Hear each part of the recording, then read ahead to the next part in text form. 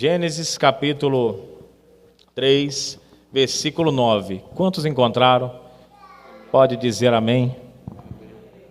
Glória a Deus. E chamou o Senhor Deus a Adão e disse-lhe: onde estás? E chamou o Senhor Deus a Adão e disse-lhe: onde? Pode tomar o seu assento, glorificando ao Senhor nesta noite.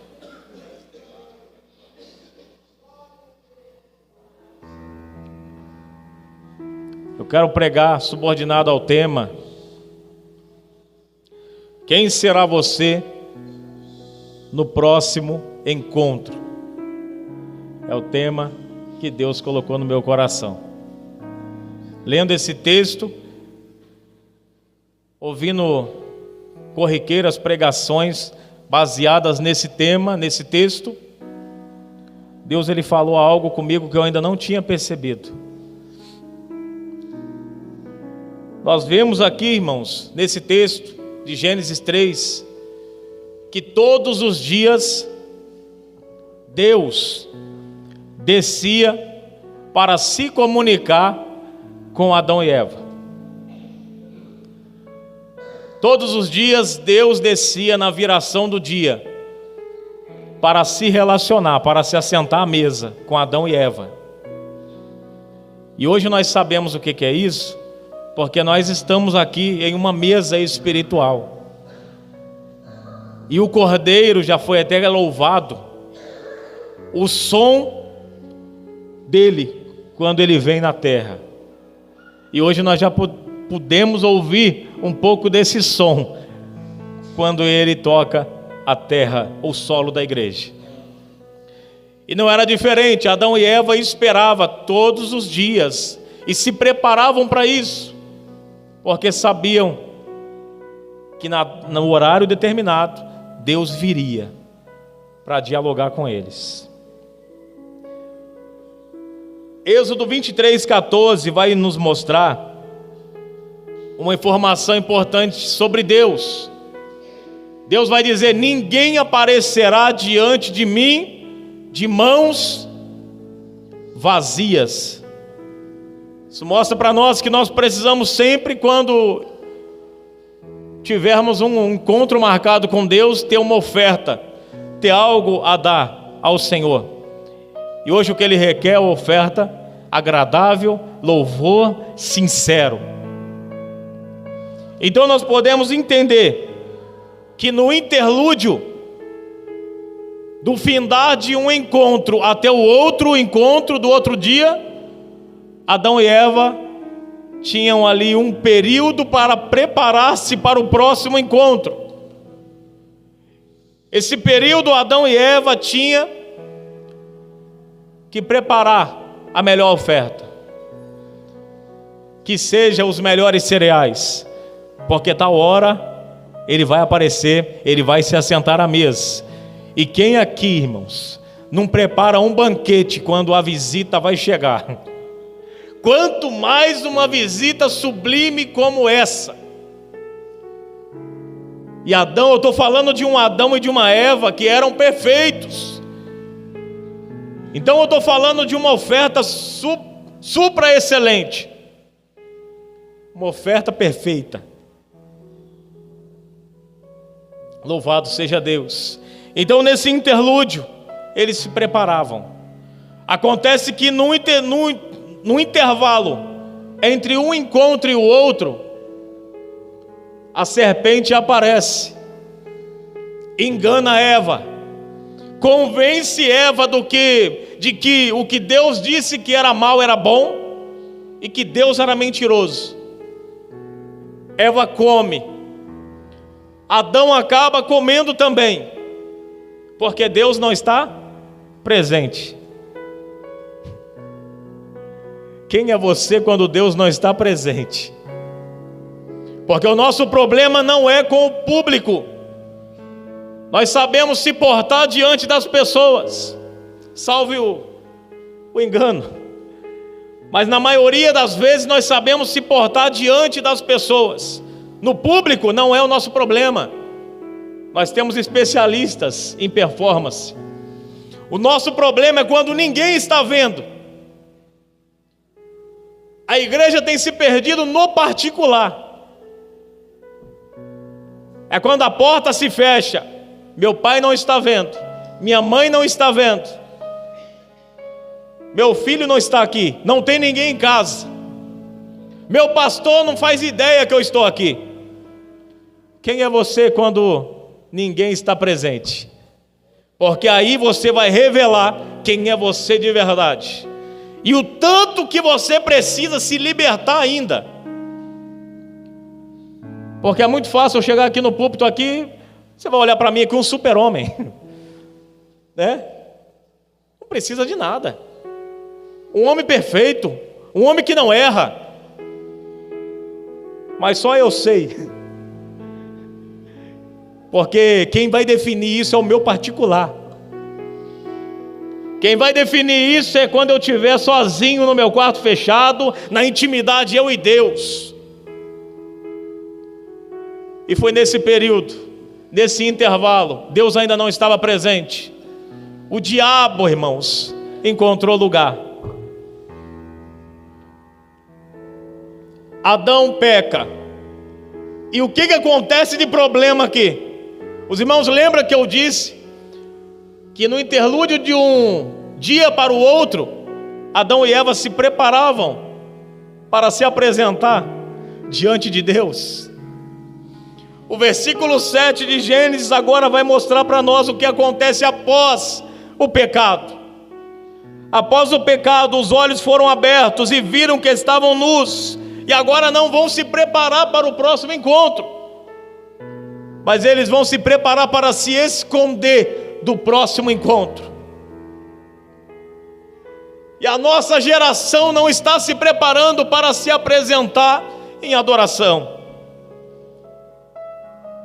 Eu vejo uma geração se escondendo atrás de desculpas. Mente, às vezes com base bíblica, porque acredita-se que a desculpa é o suficiente. Pastor, hoje eu não vou. Ela sabe que dá para ir, ele sabe que dá para ir, mas só que porque ele acredita que ele merece um descanso, ele aceita essa desculpa como ele aceita, ele a transmite com facilidade. Isso é simples, mas isso vai do básico até o avançado.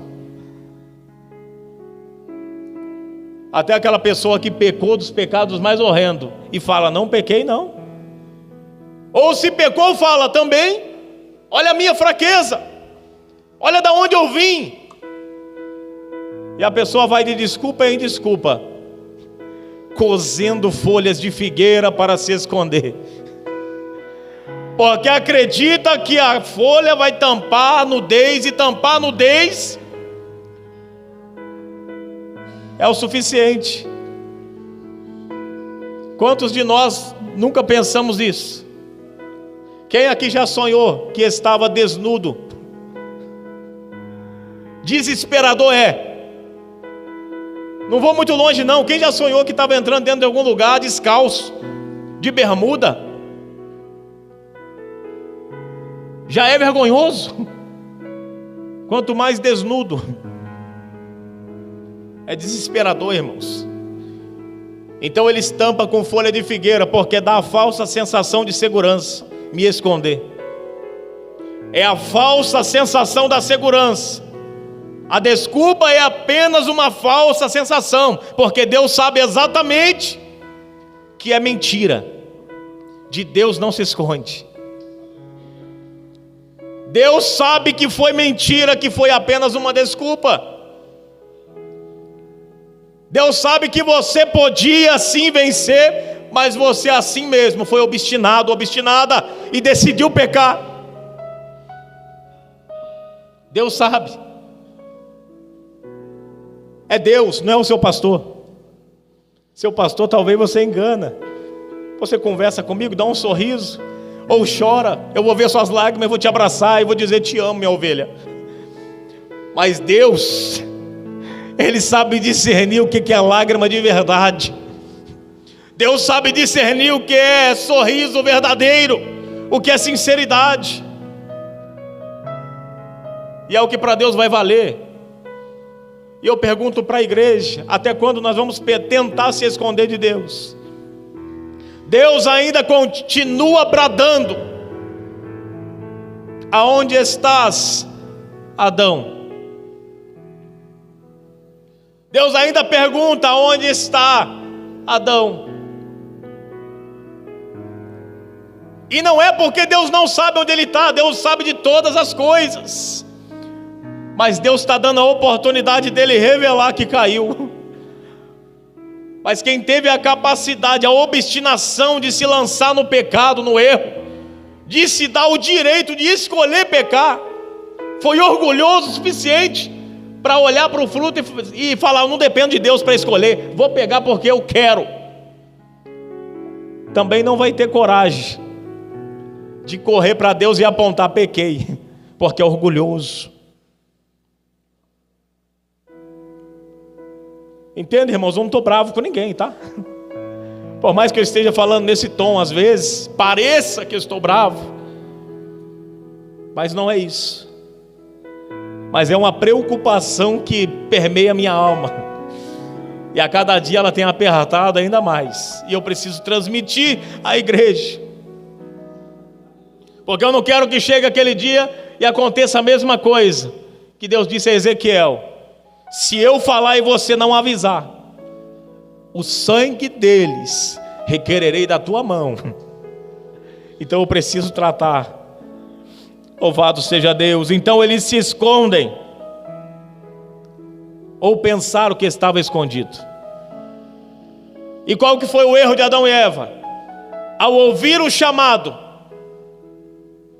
confiar nas folhas. Você pensa que toda essa volta que você deu, você pensa que todo esse drible que você fez para poder esconder, adiantou? Corre para fora, levanta a mão e fala: pai, pequei, estou aqui, olha aqui, os avental eu tiro também aqui, eu estou nudo, eu estou nu, Senhor, pequei, estou envergonhado do meu pecado, me arrependo, eu sou miserável. Será que temos a condição de falar isso, irmão? De bater no peito e falar: eu pequei, Senhor. Não foi, Senhor, não foi Eva que ofereceu, foi eu que queria. Não, Senhor, não foi a serpente, eu estava passando aqui diante da árvore, mas não tirava o olho dela porque eu queria saber o sabor, queria experimentar e ver o que era, o que ia dar. Foi eu, Senhor. Enquanto você não tiver condição de dizer: foi eu, Senhor, não foi ninguém que me ofereceu, foi eu, você não estará preparado para a sua libertação. E quanto mais a restauração de Deus. Nós estamos fazendo a campanha da cura da alma, mas eu digo para você: ninguém é curado sem ter a capacidade de olhar para os seus próprios erros e bradar para o céu: foi eu. Ninguém. Louvado seja Deus. Então houve esse desencontro, e agora Deus clama, Deus brada para a igreja brasileira. E eu louvo a Deus, irmãos, eu amo esse Deus, porque eu falei com o presbítero Carlos aqui, a visão que eu trouxe do sermão na mente, as irmãs aqui louvaram com contexto e tudo.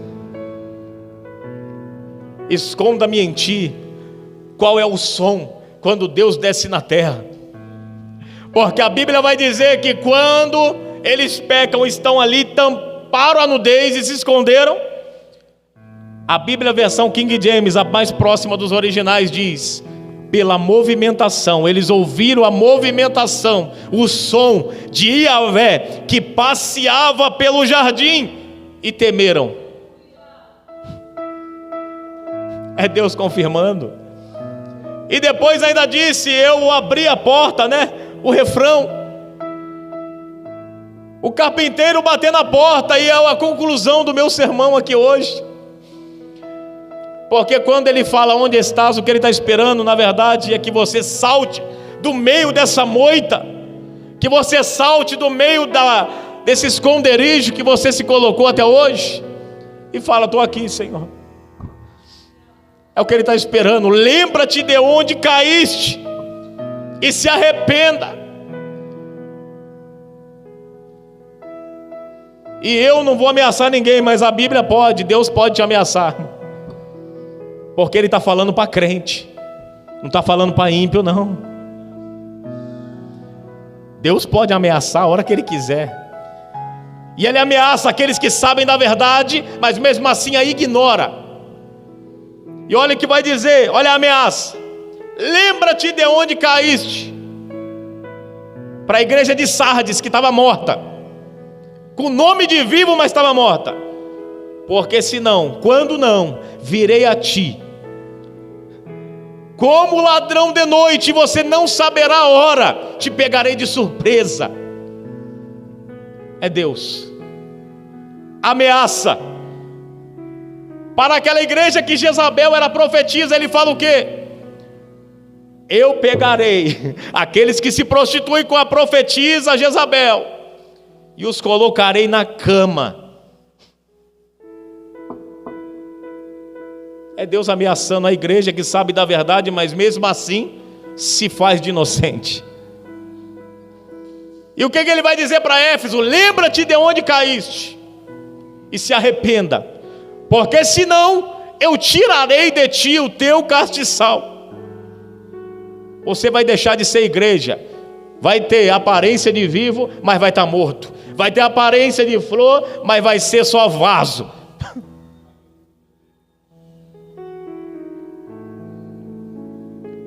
Lembra-te de onde caíste e volta correndo, salta da onde você está escondido.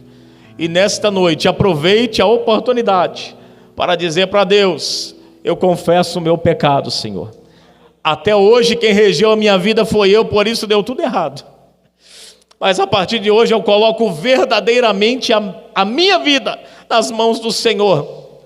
E a partir de agora, Senhor, tudo aquilo que eu fizer, eu me responsabilizo, porque eu sou mulher para isso, porque eu sou homem para isso. Vou me responsabilizar porque eu quero o céu. Louvado seja Deus. Eu sei que não é fácil ouvir uma palavra dessa, irmãos. Nem para mim, que estava ruminando em casa igual uma vaca. Até para mim estava difícil. Mas eu tenho que trazer. Louvado seja o nome do Senhor. Eu ia dar os textos bíblicos, mas não vai dar tempo. Mas olha que interessante, o sentimento de Deus, a resposta ao apelo dele: onde estás? Olha o sentimento de Deus. E eu vou pegar só um texto. Lucas 15, 7. Quando a ovelha voltar, o pastor encontrou a ovelha, ele volta feliz e ele fala: assim haverá alegria por um justo, por um pecador que se arrepende. No versículo 10, quando acha a moeda, e a alegria, ele fala da mesma maneira, a alegria quando um pecador se arrepende. E versículo 32, ele fala para o filho mais velho, ele fala: meu filho, era justo nós se alegrarmos, porque esse teu irmão estava morto, mas hoje reviveu, tinha se perdido, mas foi achado. É o sentimento de Deus, irmão, de alegria, quando você se arrepende na presença dele. E a palavra de Deus vai nos dizer que o arrependimento é metanoia no original, mudança de mente. Não é nada, irmão, sobrenatural que vai acontecer. O efeito vai ser sobrenatural, Mas é uma atitude sua. Você tem que mudar a mentalidade. Tem que esquecer os outros, de se importar, estão me vendo. Ai meu Deus, o que vão dizer? Se você não peca apenas pelo que os outros vão dizer, você é um hipócrita. Eu sou hipócrita. É quando a gente diz assim: eu não posso pecar. Já viu? Eu não posso fazer isso. E eu não posso não é resposta de crente, irmãos. Resposta de crente: eu não quero. Todas as vezes que você fala para Satanás e para as tentações, eu não posso, Satanás ele redobra o nível das retaliações. Aconteceu com Balaão.